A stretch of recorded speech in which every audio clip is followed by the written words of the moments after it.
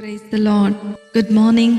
ప్రభువైన యేసుక్రీస్తు వారి నామమున మీ అందరికీ కూడా ఉదయకాల శుభములను తెలియచేస్తున్నాను. అందరూ బాగున్నారా? దేవుని కృప మీ మీద నిలిచి ఉండును గాక. నా ప్రియమైన దేవుని బిడ్డలారా, యేసుతో అనుదిన ఆత్మీయ ప్రయాణం నాతో పాటు కొనసాగిస్తున్నటువంటి నా ఆత్మీయమైన సహోదరి సహోదరులందరికీ కూడా ప్రభు పేరట శుభములను తెలియచేస్తూ ఉన్నాను. ఈ ఉదయకాల సమయము దేవుని మాటలో మనలను ఆదరిస్తుండగా దేవుని స్తోత్రాలు చెల్లిద్దాం, దేవుణ్ణి స్తుతిద్దాం. హల్లెలూయా. నేటి దినవాక్యము యోబు గ్రంథము 42వ అధ్యాయము 2వ వచనము. నీవు ఉద్దేశించినది ఏదియు నిష్ఫలము కానేరదనియు నేనిప్పుడు తెలుసుకుంటుని. హల్లెలూయా.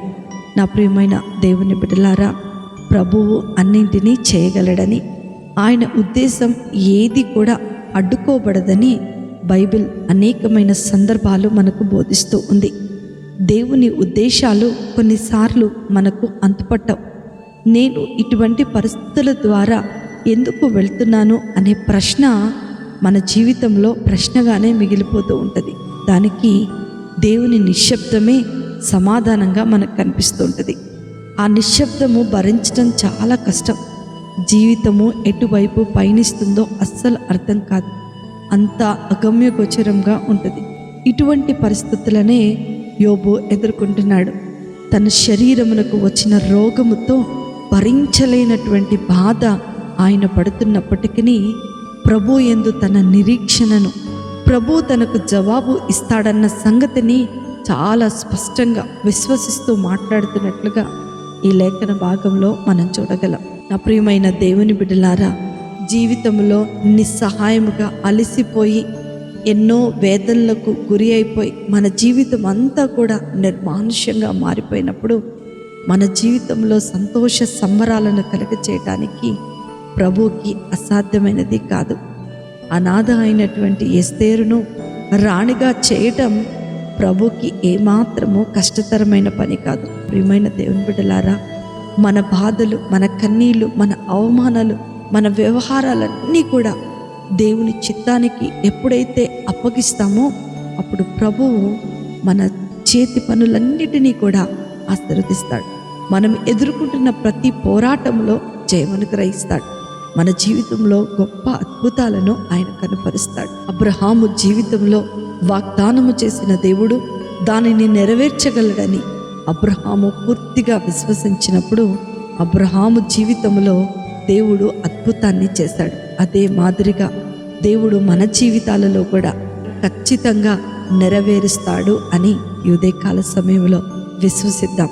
నా ప్రియమైన దేవుని బిడ్డలారా, అగమ్య గోచరముగా మన జీవితం ఉన్నట్లయితే, గమ్యము తెలియని మార్గాలు మన ముందున్నట్లయితే, దావీదును లేపిన దేవుడు, యోసేపును హెచ్చించిన దేవుడు ఈరోజు వాక్యం వింటున్న ప్రతి ఒక్కరిని కూడా ఆయన లేవనెత్తబోతున్నాడు. ఆయన మన జీవితాలలో లెక్కించలేనటువంటి అద్భుతాలను చేయగలడు. అందుచేత వస్తున్నటువంటి పరిస్థితులను చూచి కునిగిపోక ఈరోజు సమస్త క్రియలను చేయగల దేవుని వైపుకు మనం చూద్దాం. దేవుని కృపను మనం పొందుకుందాం. యోబు వలె ఈ సంవత్సరము 2 ఆశీర్వాదాన్ని మనము చూడబోతున్నాం. విశ్వాసాన్ని కోల్పోకుండా ధైర్యంగా ముందుకు నడుద్దాం. అట్టి కృప, ధన్యత, ఆశీర్వాదం వాక్యం వింటున్న దేవుని పిల్లలైన మీ అందరికీ అనుగ్రహించబడును గాక. ఆమేన్. ప్రార్థన చేసుకుందామా? మమ్మల్ని మిక్కిలిగా ప్రేమించిన మా ప్రియ పరలోకపు తండ్రి, మీ ఘనమైన నామమును బట్టి మీకు వందనాలు. దేవా, మీరు మా జీవితంలో ఉద్దేశించిన ఉద్దేశాలు, ప్రభా, మీరు మా కొరకు దాచి ఉంచిన ప్రతి మేలు మా జీవితంలో వాటి కాలములో నెరవేర్చబడుటకు మీరు కృపను చూపించండి. ఈ వాక్యము ద్వారా మీ యొక్క సంకల్పాన్ని మా జీవితంలో నెరవేర్చండి. అనుదినము అనుక్షణము మీ యందు విశ్వాసం ఉంచి మీ మహిమలో, మీ కృపలో మేము వర్ధిల్లునట్లుగా మీరు కృపను చూపించండి. వాక్యం ద్వారా ప్రతి ఒక్కరిని బలపరిచి యోబు వలె 2 ఆశీర్వాదాన్ని మాకు, మా కుటుంబానికి మీరు అనుగ్రహించమని యేసయ్య నామమున ప్రార్థించి వేడుకొనుచున్నాను తండ్రి. Amen, amen, amen. ప్రభు మిమ్ములను, మీ కుటుంబాలను దీవించునుగాక. ప్రేమతో మీ సహోదరి శిల్ప జోసఫ్.